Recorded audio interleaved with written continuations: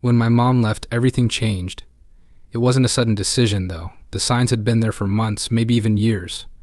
My parents used to have this unshakable bond, or at least that's what I thought when I was younger. They laughed together, shared inside jokes, and gave off this aura of being a team. But as I got older, things started to shift. Little arguments that used to blow over in a day became heated fights that lasted for weeks.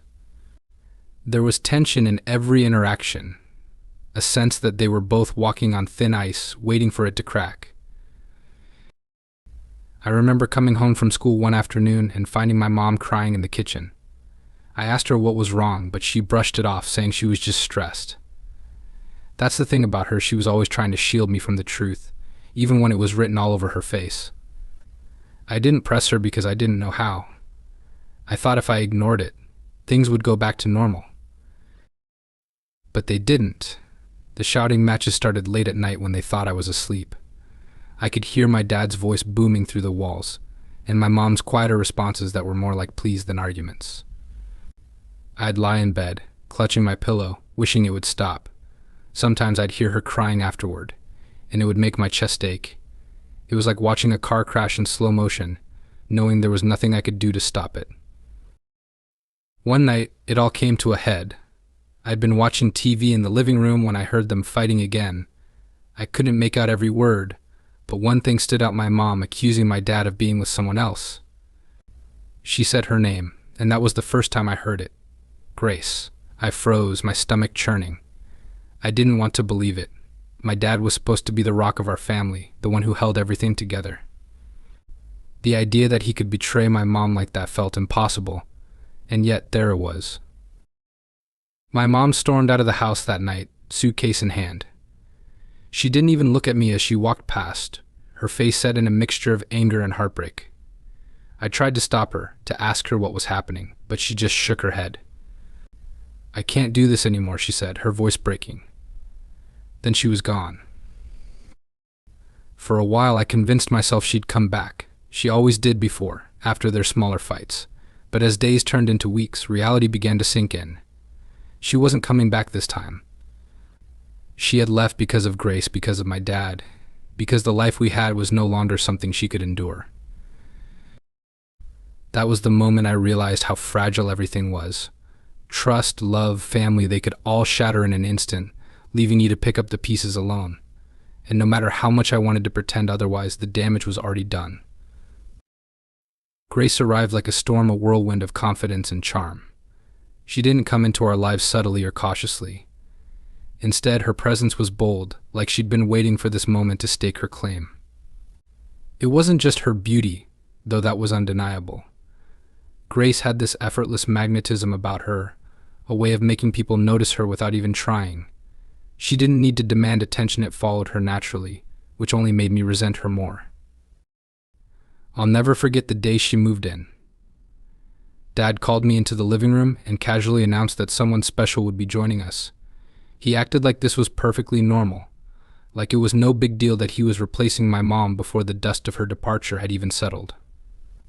I stood there, stunned, unable to say anything as he smiled and assured me this was a step forward for all of us.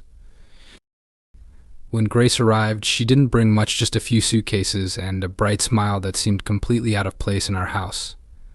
She greeted me warmly like we were old friends, but I couldn't muster more than a nod. It felt like a betrayal to even acknowledge her.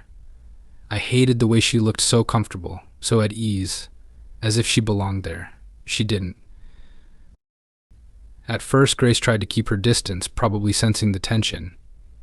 She was polite, overly so, but her presence alone was enough to make me uncomfortable. It wasn't just the fact that she was there, it was what she represented. Every time I saw her sitting on the couch, walking through the kitchen, or laughing with my dad, it was a reminder that my mom wasn't coming back. Grace wasn't just another person in the house, she was a symbol of everything that had gone wrong. But Grace wasn't the type to stay in the background for long. Within days, she began to make changes. Small ones at first: a new set of throw pillows, a different brand of coffee in the pantry, but they quickly escalated. She repainted the living room, rearranged the furniture, and even bought new dishes. It was like she was erasing every trace of the home I had grown up in, replacing it with something that felt foreign and wrong. Dad didn't seem to notice or care. He was so caught up in Grace and her energy that he barely acknowledged how it all affected me. He would laugh with her over dinner, their heads close together, while I sat silently, picking at my plate. It was as though I had become invisible, an afterthought in my own family. I spent a lot of time in my room during those first few weeks. It was the only place that still felt like mine, untouched by Grace's influence, but even there I couldn't escape the changes. I could hear her laughter echoing through the walls, see her things piled in the hallway, and smell her perfume lingering in the air. Everywhere I turned, there she was, a constant reminder that my world was no longer my own. The more time Grace spent in the house, the more complicated my feelings became. At first, my resentment toward her was straightforward and unshakable. She was the reason my mom was gone, the catalyst for everything that had gone wrong. I convinced myself that my disdain for her was pure, justified, and unwavering. But as days turned into weeks, something began to shift. It started small, almost imperceptible. I noticed the way her laughter would echo through the house, a sound that was warm and infectious despite my best efforts to ignore it. Her confidence, which had initially felt overbearing, began to feel like something else, something magnetic. I hated that I was even noticing these things. It felt like a betrayal, not just to my mom but to myself. I tried to push the thoughts away, to remind myself who she was and what she represented. But the harder I tried to suppress them, the stronger they became. Every glance, every accidental brush of her hand when we passed in the hallway, felt charged with something I couldn't explain. I told myself it was just my imagination, that I was misinterpreting harmless moments because I was confused and angry. But deep down, I knew it was more than that. There was one moment that stood out, a fleeting interaction that I replayed in my mind more times than I cared to admit. Grace was in the kitchen, reaching for something on the top shelf, and I offered to help without even thinking. When I handed her the item, her fingers brushed against mine, and she looked up at me with a soft smile and said, "Thanks." It was such a simple, ordinary moment, but it felt like the air had been sucked out of the room. My heart raced in a way that I couldn't rationalize, and I walked away before I embarrassed myself further. I began to dread and anticipate these small moments in equal measure. Every interaction felt like a test I was destined to fail. I couldn't understand why I was feeling this way or how to make it stop. Grace wasn't just my dad's girlfriend, she was the person who had disrupted my life, the source of my pain and confusion. And yet, I couldn't stop thinking about her. It wasn't just physical attraction, though that was part of it. There was something about her presence that drew me in, something I couldn't articulate even to myself. She had a way of making everything seem lighter, easier, as if she carried a piece of the happiness that had been missing from our house for so long. I hated that I was drawn to her, but I couldn't deny it anymore. These feelings, as wrong and twisted as they were, consumed me. I felt trapped between my resentment and my desire, torn apart by emotions that I didn't know how to handle. The guilt was overwhelming. Every time I caught myself thinking about her, I felt like I was betraying not just my mom but also myself. But no matter how hard I tried, I couldn't make it stop. One night, Grace knocked on my bedroom door. It was late, and I had been sitting in the dark, trying to quiet my thoughts. When I opened the door, she was standing there holding a screwdriver and looking slightly sheepish. She asked if I could help fix a loose shelf in the hallway closet. It was such a mundane request, but the way she looked at me, soft and almost apologetic, made my chest tighten. I nodded without saying much and followed her to the closet. As we worked together, the closeness between us felt suffocating. She stood just inches away, holding the shelf steady while I tightened the screws. I could feel the warmth of her body, smell the faint floral scent of her perfume. It made my hands shake, though I hoped she didn't notice. When we were done, she thanked me with that same soft smile and disappeared into her room. It should have been a forgettable moment, but it stayed with me for days. That night marked a turning point. I began to notice Grace more than I wanted to. She wasn't just a presence in the house anymore, she had become a constant in my mind. I hated myself for it. These feelings were wrong, deeply, undeniably wrong, but they were also overwhelming. Every time I saw her, whether she was laughing with my dad or sitting quietly reading a book, I couldn't stop the thoughts that crept into my head. Grace wasn't oblivious. I could tell she was aware of the shift in my behavior. At first, she didn't seem to mind. If anything, she seemed to welcome the attention. She would linger in conversations with me longer than necessary, ask for my help with small tasks she could have easily handled on her own, or offer me a smile that felt just a little too knowing. I couldn't tell if I was imagining it or if she was doing it on purpose, but it made everything more confusing. There was a moment when I thought I had crossed a line, even if only in my head. Grace was sitting on the couch, flipping through a magazine, her legs curled up beneath her.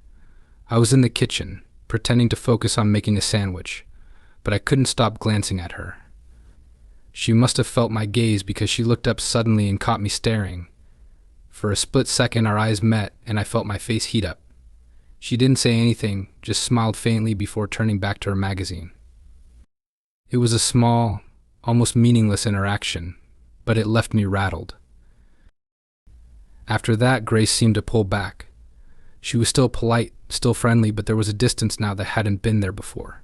She stopped asking for my help and avoided lingering in the same room for too long. I told myself it was for the best, that I needed the space to sort out my feelings, but her withdrawal only made me want her more. Every time she avoided me, it felt like a rejection, even though I knew it wasn't. I was caught in a web of emotions that felt impossible to untangle. The more Grace pulled away, the more I realized how deeply my feelings for her had grown and how destructive they were becoming. As the weeks went on, the tension between Grace and me became unbearable. It was as if we were trapped in an unspoken battle, neither of us willing to acknowledge what was happening. I hated myself for the way I felt about her. Every stolen glance, every fleeting moment of interaction, only deepened my confusion. I didn't want to feel this way. I knew it was wrong, yet I couldn't stop myself. Grace, for her part, seemed to sense the turmoil. She became more distant, creating space between us that hadn't been there before.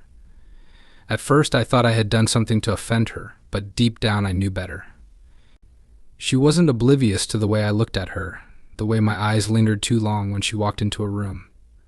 Her withdrawal was deliberate, and it only made me feel worse. There was a moment when everything came to a head. I was sitting on the back porch late at night, staring out into the darkness and trying to make sense of my thoughts.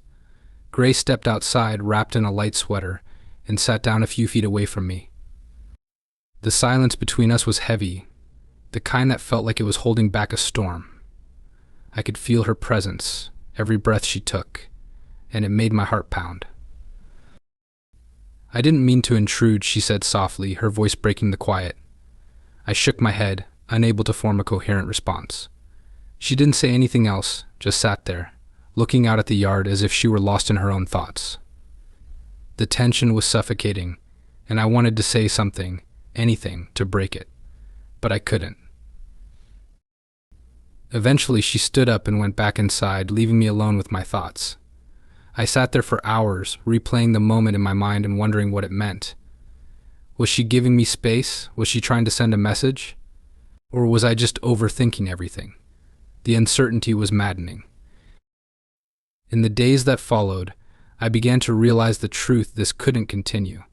My feelings for Grace weren't just inappropriate, they were destructive.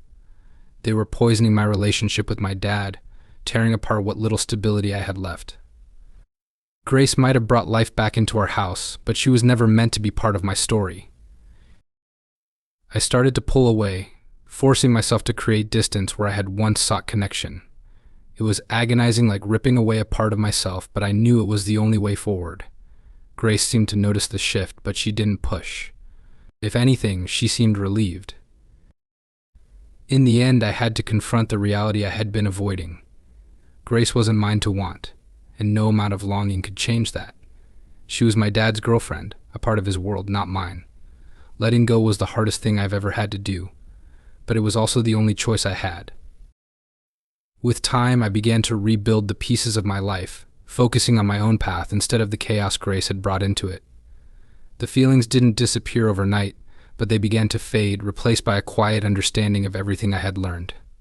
Grace might have changed everything, but it was up to me to decide what came next.